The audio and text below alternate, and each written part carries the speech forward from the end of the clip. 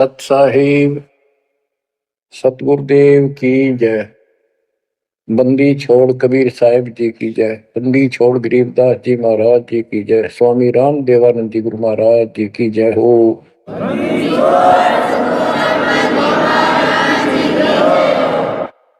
सर्व संतों की जय, सर्व भक्तों की जय, धर्मी पुरुषों की जय। श्री काशी धाम की जय, श्री सुडानी धाम की जय, श्री क्रोथा धाम की जय, श्री बरवाड़ा धाम की जय। सत साहिब ग्रीवन्योली नाद सुभान गति, लड़े भुजंग हमेश, जड़ी जानो नाम जगदीश है, विष नहीं व्यापे शेष। संत गरीबदास जी महाराज परमात्मा से प्राप्त अध्यात्म ज्ञान को कितने सुंदर तरीके से प्रमाण के साथ पेश करते हैं कि परमेश्वर कबीर जी का जो नाम है ये ऐसा जबरदस्त है। कबीर साहब ने बताया कि कबीर जैसे फनपति मंत्र सुन, रख पुन सुकोड़े, ऐसे बीरा मेरे नाम से बाल चले मुंह मोड़े। ये तो कबीर साहब ने स्वयं बताया। जैसे फनपति सर्प और गारुड़ के मंत्र को सुनकर उससे इतना डर जाता है कि अपने फन को इकट्ठा करके भागने की चेष्टा करता है, ऐसे मेरे नाम से, कबीर नाम से, उस सच्चे मंत्र से यू काल चले मुंह मोड़, ऐसे काल दूर भाग जाता है। गरीबदास जी कहते हैं, यम किंकर कर जोड़ चले तिस देख रे, धर्म राय के अंक मिटावे लेख रे, जीव जुनी नहीं जा बाठा डे गही, दर्ग मंज हजूर पकड़ छे की बही। गरीबदास जी आंखों देखा परमात्मा की शक्ति का वर्णन करते हैं कबीर जी का, कि उनको देख कर यम के दूत हाथ जोड़ के और दूर चले जाते हैं। और फिर परमात्मा ने धर्मराज के दरबार में जाके मेरी बही निकाली। बही वो बुक, वो पैड जिस पे अकाउंट लिखा था, और परमात्मा ने कहा ये मुझे दो, ये मेरा भक्त हो गया, इसने मेरी दीक्षा ले ली। वह पैड पाट दी दाता ने वहीं कर और फेंक दी कूड़े में। दर्ग मंज हजूर पकड़ छे की बही, जीव जूनी नहीं जा बाठा डे गही। कि कबीर साहब ने जिसकी बाह पकड़ ली, जिसका हाथ पकड़ लिया, जिसको शरण दे दी, वो जीव 184 प्रकार की योनियों में नहीं जाएगा। बाह ठाडे गही, ठाडे ठाडा मीन तगड़े, समर्थ, शक्तिशाली ने हमारी बाह पकड़ ली, हमें शरण दे दी। ठाडे की परिभाषा थोड़ी सी बताता हूं आपको, क्योंकि बच्चों कोई भी हम प्रसंग सुनते हैं उसके साथ उसका जो लिंक होता है वो कथा का होना अति आवश्यक है, अन्यथा उसका कोई प्रयोजन नहीं रहता। काफी समय पहले की बात है, एक भक्त परमात्मा कबीर जी की शरण में था, संत गरीबदास जी के माध्यम से। और पुराने समय में खेती किसानी जो होती थी वो केवल वर्षा पर निर्धारित होती थी, और कोई नहर नूर नहीं थी, ना उसका कोई पानी लगता था। बारिश हो जाती थी कुछ एक क्षेत्र में, तो उसमें किसान अपना उसको संवार के बीज बो दिया करते थे। जमीन ज्यादा हुआ करती थी उस समय। उस भगत की बहन के क्षेत्र में वर्षा होगी, वहां से मैसेज आया कि हमारे यहाँ बारिश होगी है और सभी खेत एकदम बाने योग्य हो गए, बोने योग्य हो गए, हेल्प के लिए आओ। वो अपने बैल अपना हल लेकर चला गया, उसको दूसरे खेत में भेज दिया। स्वयं उसका जो जीजा था, बहन का बटेऊ पति, वो अपने बैल लेकर दूसरे खेत में चला गया।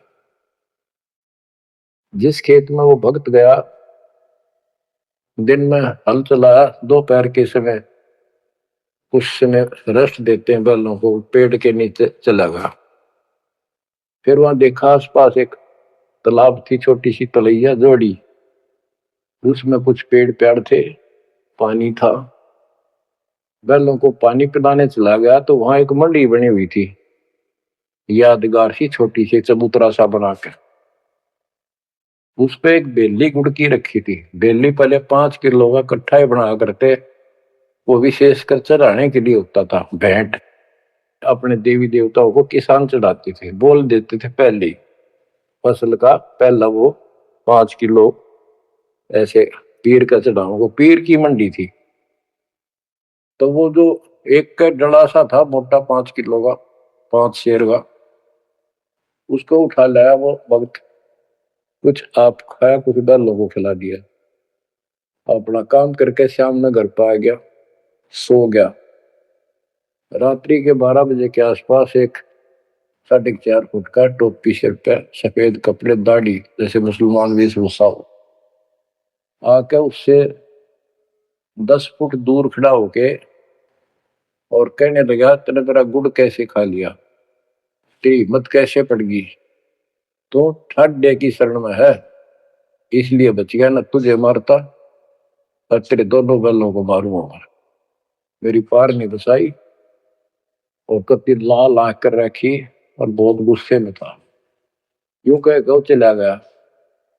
भगत को भी फिर थोड़ा सा एहसास हुआ, यू के भला थी। बाकी इतना तो विश्वास था कि समर्थ की शरण में हो, इस तरह के कुतरुओं का कोई बहुत नहीं। फिर भी मन में था, भी कदे ये बात हुई तो हुई क्यों, ऐसा के कारण हो गया। उसने अपनी बहन से पूछा कि बहन, ऐसे ऐसे उस मंडी पे गुड़ चढ़ा रखा था आपके खेत में, किसकी बना रखी है वो आपके खेत के बराबर में जोड़ी पे, तालाब पे।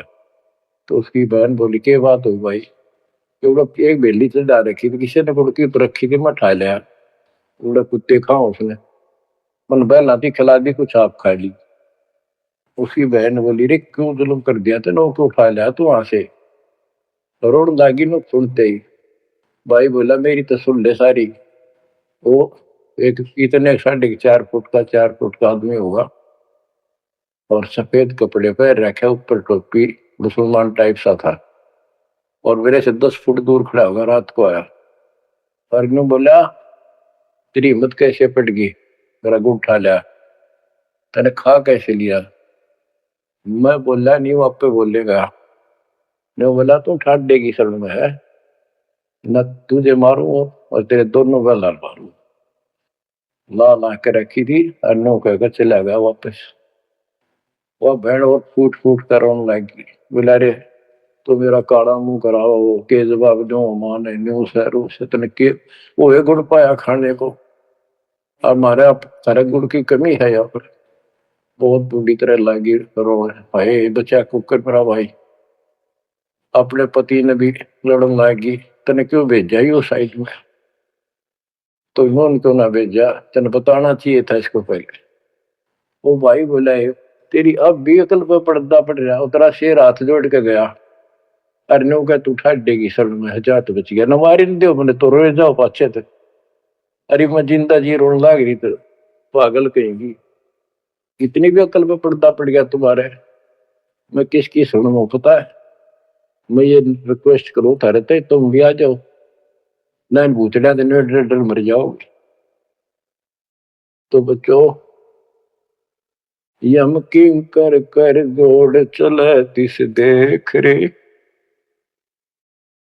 बच्चों, आत्मा फूट फूट गाती है, चारों युग में संत पुकारे को क्या हम हेल रे, हीरे माणिक मोती बरसैया जग टूटा ढेर रे। ये डरे तो बड़ी आदत पड़ गई है। यम किंकर कर जोड़ चले तिस देख रे। धर्म राय की बंद मिटावे लेख रे, जीव जूनी नहीं जा ठाडे गही ठाडे में दर्ग मंद हजूर पकड़ छे की वही। सुन मंडल सतलोक अगमपुर धाम है, धन बंदी छोड़ कबीर तुम्हारा नाम है। बच्चों, इस परम पिता के प्रेम में ऐसे गजब के ज्ञान, ऐसे समर्थ की शरण आत्मा बाहुक हो जाती है, रोका नहीं जाता। सो शुक्र मनाते अपने गुरुदेव का, हे निछोड़, हे परम पिता कैसे शरण दिया आपने, कैसा सुंदर राह बता दिया। नहीं बिरान माटी राखो या भूतड़े, अरे न पूजे भी जाओ और दुर्गति भी दो किनो रहनी थी। और गीता कहती है भूत पूजोगे भूत पढ़ोगे। परमात्मा की सूक्ष्म वेद की वाणी कहती है भूत में सो भूत है, देव में सो देव, राम में सो राम है, सुन सकल सुरदेव। अब प्रश्न चल रहा है, कबीर जैसे फन पति मंत्र सुन रख फन सकोड़े, ऐसे बीरा मेरे नाम से काल चल मोड़े।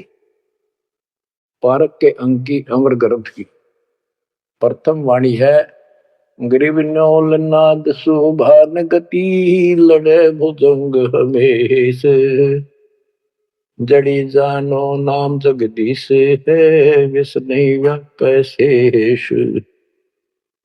जैसे एक नेवला होता है सारा 9 इंच का प्राणी, और वो 10 फुट के सांप को, सर्प को, भुजंग को मार देता है।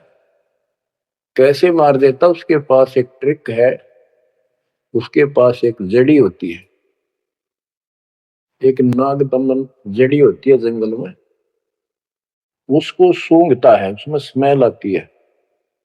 वो सर्प को उस समय छेड़ता है जो वो जड़ी के आसपास होता है, वो झाड़ बोझड़ों के अंदर होती है।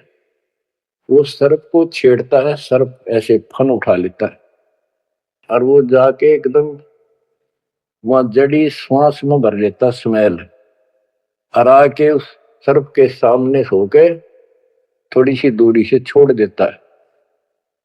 जिस दर से हवा चल रही हो सर्प की तरफ आ रही हो, उस साइड में हो जाता हो। सर्प को उससे चक्कर आने शुरू हो जाते उस स्मेल से, उसका जी घबराता है और वो भागने की चेष्टा करता है। नेवला फिर उसके गर्दन पे बैठ जाता है, मुंडी पे पीछे के, और वहां मुंह के ऊपर फिर वो स्मेल छोड़ता ही रहता है। उसको अचेत करके फिर पकड़ कर उसको मार डालता है, काट देता है। तो बच्चों, गरीबदास जी ने बताया कि कबीर परमेश्वर का यो सच्चा नाम सतनाम और सारनाम, सारनाम है, ये है मेन चीज। सतनाम भी बहुत शक्ति हो जाती है इन दोनों के मेल से। जैसे दो जड़ियों को मिला दिया जाए, उसका कुछ अलग से स्ट्रॉन्ग दवाई बन जाती है, मेडिसिन। और तीसरी मालिक मिला, मालिक का जो सारनाम है वो तो कहना ही क्या है।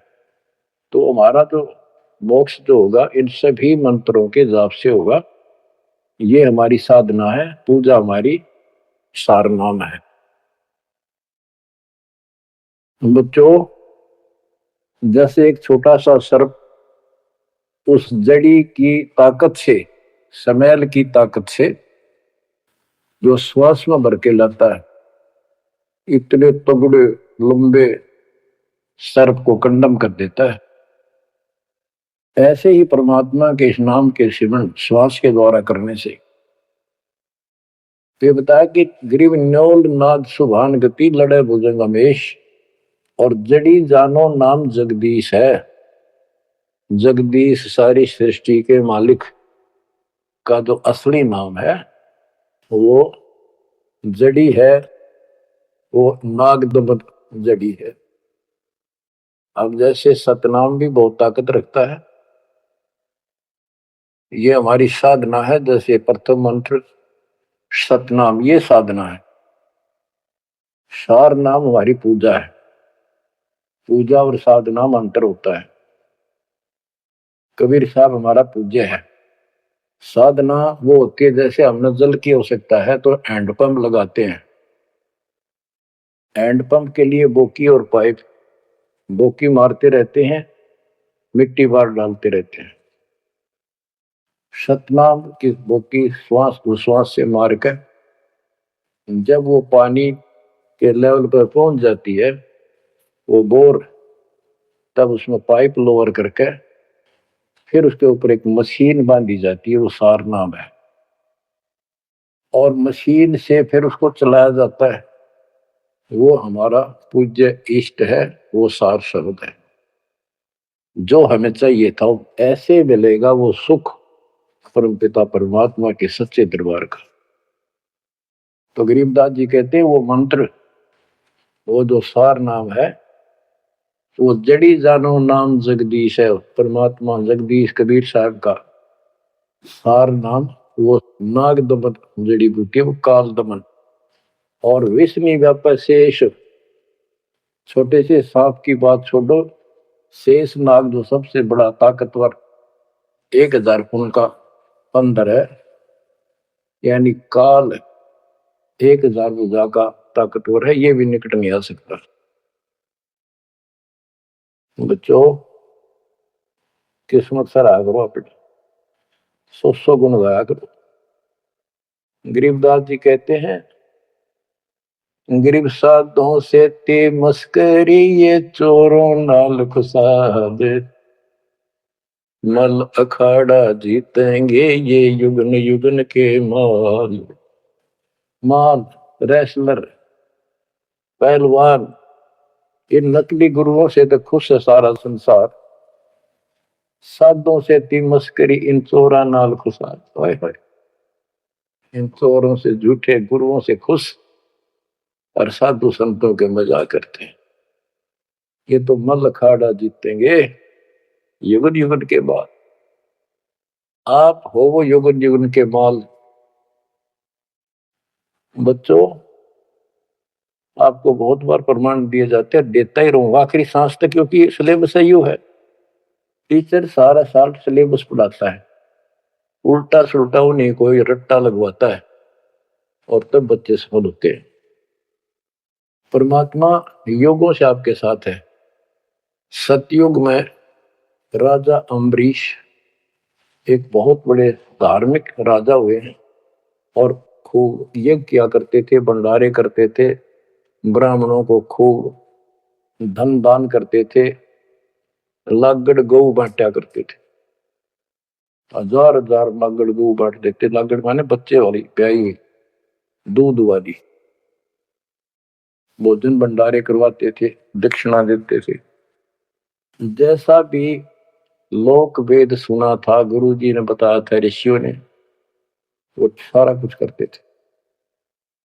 परमात्मा वहां भी साथ रहते हैं, उनकी इज्जत रखते हैं भक्ति की, और बीच बीच में उनको समझाने की चेष्टा की। कोई ऋषि रूप बनाकर अम्बरीश जी को सच्चा मार्ग बताया, खूब ध्यान से सुना और नाम लिया।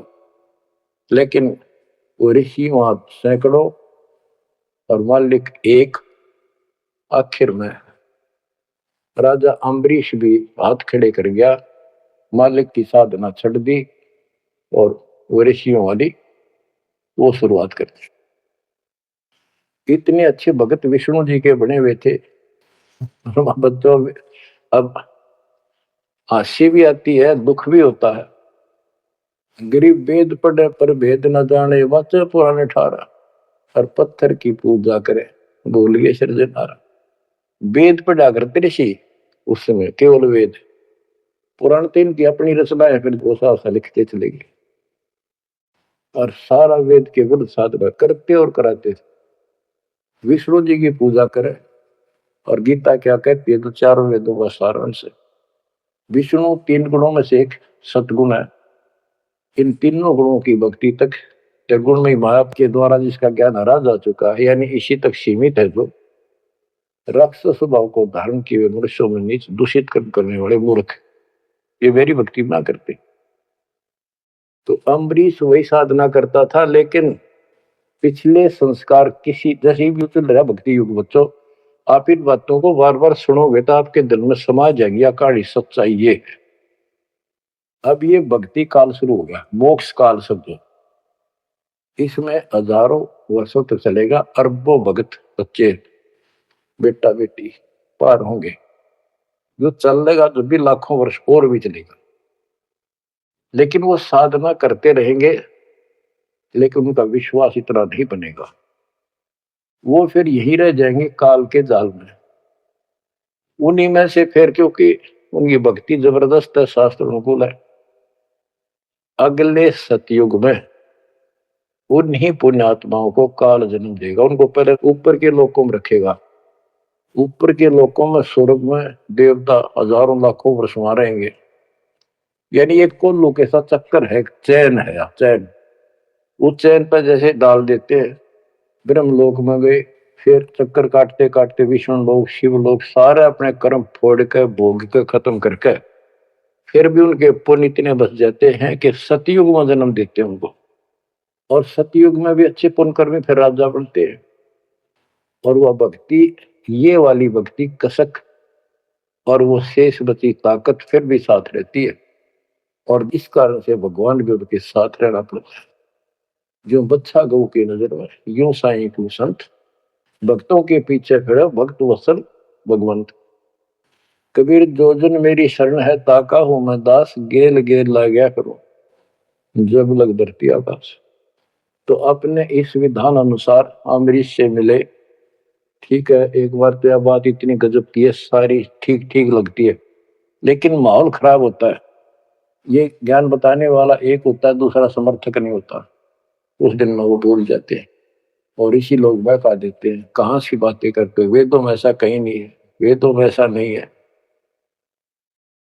अब दास तो कहना चाहता है, फिर अगले जन्म उस भक्ति से वो अम्बरीश राजा स्वर्ग गया, स्वर्ग में अपने पुण्य भोगे। फिर त्रेता युग में फिर राजा जनक के रूप में वह आत्मा ने जन्म लिया। वहां भी खूब भक्ति करी, विष्णु के कट्टर पुजारी। वही भावना वही भाव फिर भरा हुआ था, परमात्मा फिर भी मिले उनको।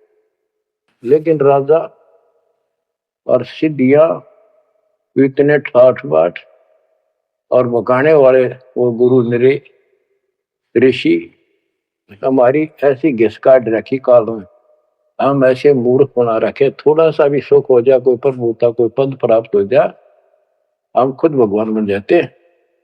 लेकिन पिछली धार्मिकता के अनुसार हम कुछ धार्मिक भी बने रहते, लेकिन रहते वही के वही। और अम्बरीश राजा इतने अच्छे भगत थे, पिछली सिद्धि शक्ति मालिक की वो भक्ति की सही थी। एक बार दुर्वासा ऋषि ने उनके ऊपर सुदर्शन चक्कर छोड़ दिया। दुर्वासा कहता था कि तू ये साधना छोड़ दे, मैं बताऊं वाह कर। अम्बरीश ने हाथ भर ली पर छोड़ी नहीं।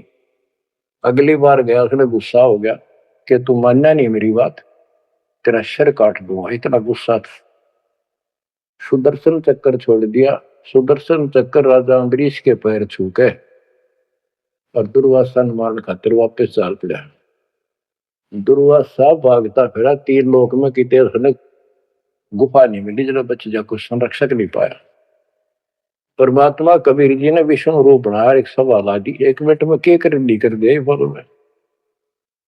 दुर्वासा ने देखा भगवान विष्णु बैठे, वहीं पहुंच गया और कंप पे डांक ठोक रखी, मन बचा लो भगवान, बचाओ मुझे, सुदर्शन चक्र मुझे मारेगा। परमात्मा बोले क्या गुस्ताखी कर दी, क्यों मार रहा है तेरे को। फिर वह सारी कहानी बता दी। भगवान बोले कि भक्ति के भाव से चलो, ये ताकत से नहीं चलता ये मार्ग। अपना ज्ञान दो, कोई मानने ठीक है, ना मानो ना मानो, मुझे बचाओ भगवान मुझे बचाओ। उसमें सुदर्शन चक्कर रुक गया, खड़ा हो गया दूर, भगवान की शक्ति से डर के देख के। तो दुर्वासा को विश्वास हो गया कि यहां बचाओ हो सकता है, माफ करो मुझे माफ करो। परमात्मा बोले अम्बरीश के पैर पकड़े, वो बचाओगा तनिष से, मैं नहीं बचाऊंगा।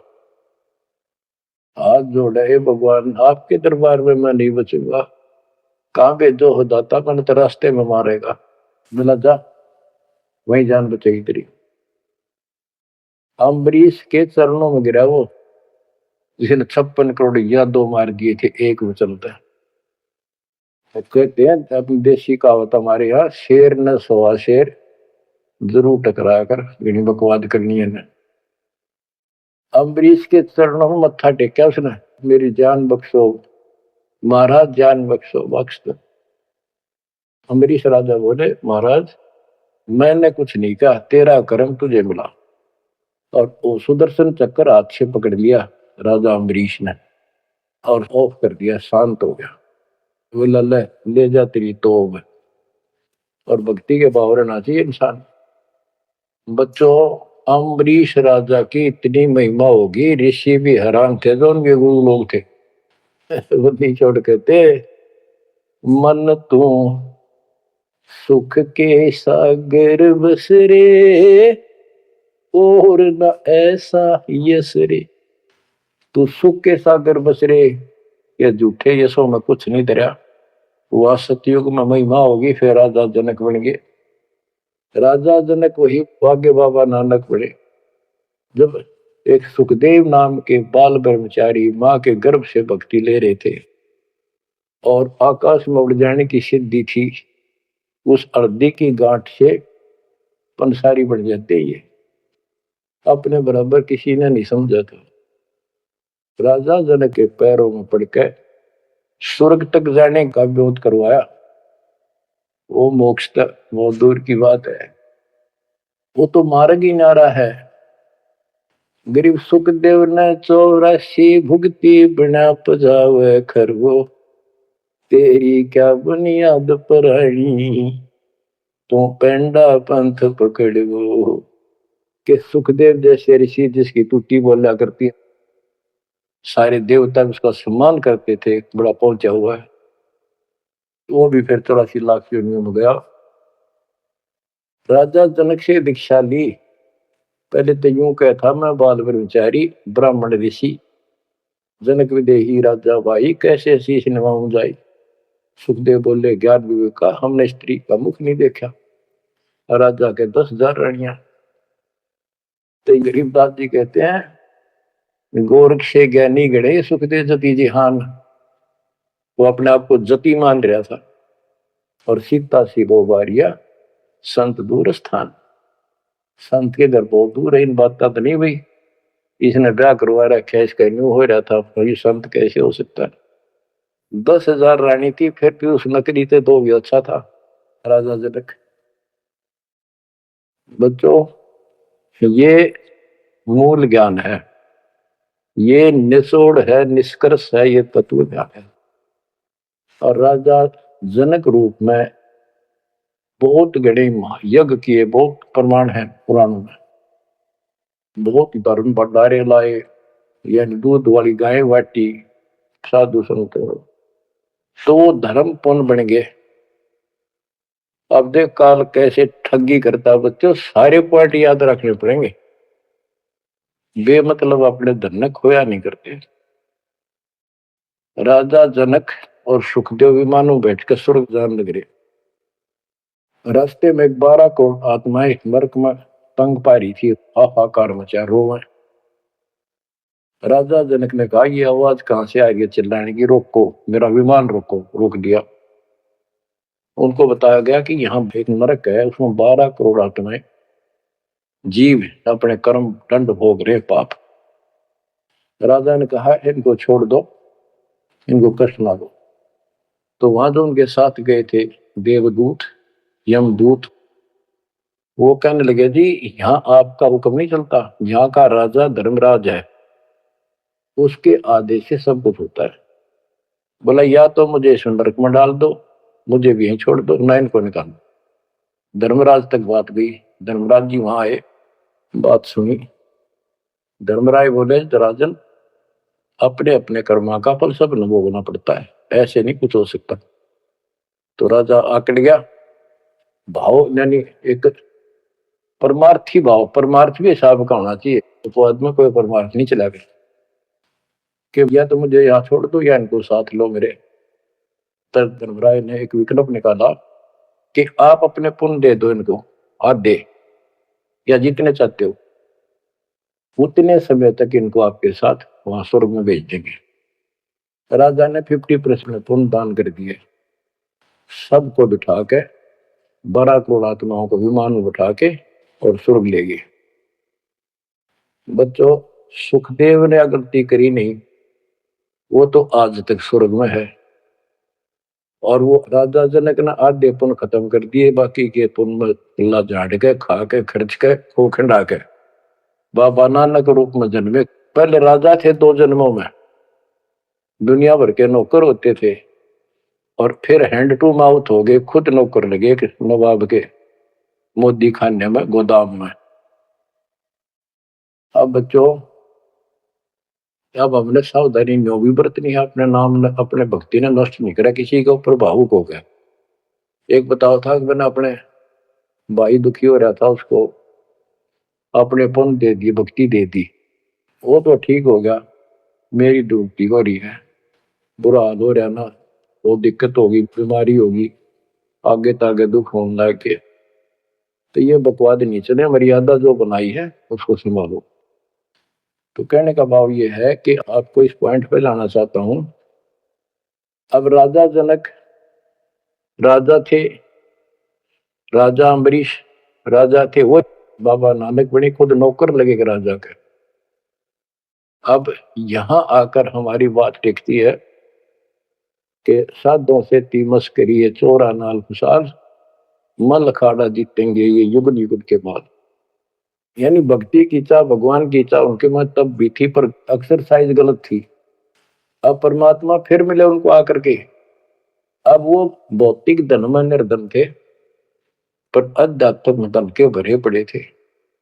पिछले पुण्य गजब के थे, भक्ति वाले। एक तो धर्म कर्म किए होते हैं वो, और एक होते भक्ति की शक्ति। वह न्यो की नो डटी थी उसकी, वो पुण्य खत्म कर दिए थे उसने। तो वो भक्ति उस कारण से परमात्मा फिर आकर मिले। अब वो हैंड टू माउथ था, सुन ली। राजा होता तो तब भी ना सुनता। तो बच्चों, आज आप से कितने निर्धन हो और कितने धनवान हो, आप उस मालिक के सच्चे बच्चे हो। पिछले जन्म जन्मांतर से आप भक्ति करते हुए आ रहे हो। अब परमात्मा ने अपना वो धन देखना है। कबीर सब जग निर्धना धनवंता नहीं कोई, धनवान वा को जानियो जहाँ पर राम नाम धन वही। आपके पास वो राम नाम का धन भरा पड़ा है। और जैसे सुकुच मीन मिलता नहीं भाई, स्वाति सीप सब ऐड ही जाई। सुकुच मीन सतगुरु हो आया, जिन परमात्मा का भेद बता। जैसे सीप और मोती का उदाहरण दिया जाता है कि स्वाति भी मिल गई सीप को, ऊपर की बूंद, मोती भी बन गया। लेकिन एक सुख जमीन जब उसमें टक्कर ना मारे, उसने खुलना नहीं, तो मोती माए गड़ गया और वह सीप भी मर गया। तो बच्चों, ये भक्ति धन थारा इब कभी नहीं गड़ मर जाता, सतगुरु ना मिलता था। तो अब आपका वो मोती सुरक्षित है। अब कहते सुख जमीन सतगुरु हो आया, जिन परमात्मा का भेद बता। तो बच्चों, फिर बाबा नानक को मालिक ऊपर लेकर गए और उनको वो सच्चा राह बताया। उसके बाद उनकी जिंदगी बदल गई। यानी पहले वकील हो रहे थे काल के, सुने नहीं थे। अब जो बाबा नानक जी हिंदू धर्म में जन्मे थे, खत्री गोत्र था, और भगवान विष्णु कृष्ण राम कुर्बान थे इनके ऊपर। गीता का पाठ ब्रजलाल पांडे से पढ़ा करते थे और गीता पढ़ते थे। दाता मिले तो खूब तर्क वितर्क किए, आखिर में बोले आखा वेखो तो मानो। तो परमात्मा ने आई विटनेस भी बनाने थे। बेई नदी सुल्तानपुर के साथ से बह रही है। सुल्तानपुर में बाबा नानक की बड़ी बहन ब्याह रखी थी, वह अपनी बहन के वहां रहते थे, नौकरी करते थे नवाब के। सुबह सुबह स्नान करने जाया करते थे उस नदी पे। वहां परमात्मा ने 2-3 मीटिंग करी। तीसरी बार जब आए ने बोले आंखें देखो जो मानो बात सारी समझ में आ गई। गीता बार बार देख ली, पढ़ ली, सच्चाई भगवान कोई और है। और चाह भी थे पर पुराना ज्ञान और कोई ने समर्थक नहीं किया बात सच्ची है। तो वो कहने लगे आंखा देखो तो मानो। कबीर साहब और बाबा नानक जी परमात्मा समकालीन थे। बाबा नानक जी का जन्म सन 1469 में हुआ और 1539 में वो शरीर छोड़ के गए। और परमात्मा जी 1518 में गए। तो 1469 से 1518 तक समकालीन थे। तब आंखों देखा सतलोक 3 दिन तक नानक साहब जी का शरीर कहीं और छुपा के उनकी आत्मा को लेके गए, फिर छोड़ा तीसरे दिन। उसके बाद तो दुनिया बदल गई उनकी। वो सब पूजाएं त्याग बल की शरण में आगे। घर में विरोध, सारे समाज में विरोध है। उसके पिता भी बहुत दुखी हो गए तो के पैदा हो गया हमारे देवी देवताओं को ऐसा गलत बोलता है। तो बहुत परेशान हुए। लेकिन जब आंखों देख ली कौन सुने किसकी। सूरवीर होते हैं संत, संत सिपाही और शेर पीछे नहीं हटते। तो बच्चों सारा ज्ञान सत्संग से होता है। परमात्मा का और उस प्यारी आत्मा का, आत्मा और परमात्मा नानक साहब का सत्संग हुआ। सत्संग से बात स्पष्ट हुई।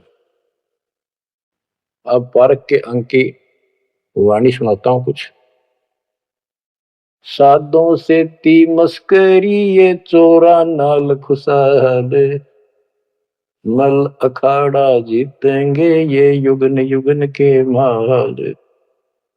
अब वो बाबा नानक युगन युगन के माल थे और वह जीते। डट के खड़े हो गए। फिर जब ज्ञान समझ में आ गया सारा संसार मीराबाई थी युगन युगन की माल। सत्संग में जाना ना छूटे मां, जल के मरो संसार। तो वो तो इस स्थिति में तो बनाना पड़ेगा एक दिन जब जाता राजी होगा। और ये ज्ञान खुद देता है भगवान। और वो आत्मा जो इसको सुनकर कुर्बान हो जाती है वो महान आत्मा होती है। गरीब अंश गवन करते नहीं, मान सरोवर छाड़, कौवे उड़ उड़ जात हैं खाते मसाड़। हंस और कौवे और बुगले सब पक्षी कहलाते हैं। हंस उस मानसरोवर को नहीं छोड़ता जहां उसका आहार मोती होते हैं। और कौवे वहां टेका नहीं क्योंकि उन्हें तो जगह जगह जाकर मांस खाना, हाड खाड़े हाडों का मांस चाटना, किसी पशु के जख्म में चोंच मारना, ये कौवियों जैसी व्यक्ति के लोगों का स्वभाव होता है कि उनका अपना उल्लू सीधा हो, स्वार्थ सिद्ध हो, ताकि अगला कितना दुखी हो। ये कौवे जैसे जीव होते। अब यहाँ बताते हैं कबीर साहब कहते हैं गरीब अंश गवन करते नहीं, मान सरोवर छाड़, कौवे उड़ उड़ जाते हैं खाते मांसाहार। गरीब मान सरोवर मुक्ति फल, मुक्ता हल के ढेरे, कौवा आसन न बंद जय भूमि दीन सुमेर। गरीब कौवा रूपी बेक है ना प्रतीत यकीन, 68 का फल मेटे करे भय दीन बेदीन। गरीब हंस दशा तो साध है, सरोवर है सतसंगे, मुक्ता हलवाणी चुगे फिर चढ़त नवेला रंगे। अब स्पष्ट कर दिया कि ये सत्संग जो है ये मानसरोवर है और भगत साध ये हमारे हंस हैं। अब कौवे बुगले तो मेंढक मछली अड़ंगा कुवाड़ बकवाद करते हैं और हंस केवल मोती खाता है। इसी प्रकार निर्विकार जो भगत आत्मा बन गए, बेटा या बेटी, वो हंस जैसे हैं। वो केवल मालिक की वाणी, परमात्मा की भक्ति और धर्म कर्म रूपी मोती खाते हैं। और फिर ये मोती खा के यानी सत्संग वचन सुन के फिर चढ़त नवेला रंग, एक अजब गजब रंग रंग जाता है उसकी आत्मा में। आत्मा इतनी मजबूत हो जाती है जैसे बाबा नानक की होगी, जैसे मीराबाई की होगी, ऐसी आपकी भी होगी, इस सत्संग से होगी। बच्चों ये सत्संग मिला ही नहीं था अपने को आज तक। या परमात्मा की कलम तोड़ कर पाप पर देखो ना कितना होने लाग रही रहे उस बालक ने। उस परमात्मा के ये वचन याद कर लो, सतगुरु जो चावे सो कर ही 14 कोट दूत जब डाली। ये जो चावे सो कर लो, ये प्रमाण देख यो कर दिया। वो तो भूत चमत्रास निवार है और चित्रगुप्त के कागज पाने। पुण्यात्माओं, धन्य आपके माता पिता जिनसे जन्म, और धन्य आपकी किस्मत, धन्य आपकी पिछली करनी, और धन्य आपके इस समय को कि आपका जन्म किस समय में हुआ है। इस मालिक के प्रयत्न को, दास के इस प्रयत्न को हल्के में ना लेना। पुण्यात्माओं, उस दाता की अमर कथा आपके हृदय में भर रहा हूं, ये अमृतहार आपको करा रहा हूं। बच्चों कुर्बान हो जाओ, समय पहचान दो, टाइम बार बार नहीं आता होगा आपका। ये संसारिक धंधे थे कर कर मर लिए, इनमें फिर भी पूरा ना पटता। इस मालिक की तरफ ध्यान ज्यादा दो, हर चीज में बरकत दिखा दूंगा नारी नारी। परमात्मा आपको मोक्ष दे, आपको समय दे इस अनुभव रत्न, इस मान सरोवर बनाने का, आत्मा के मैल कटाने का। सत साहिब।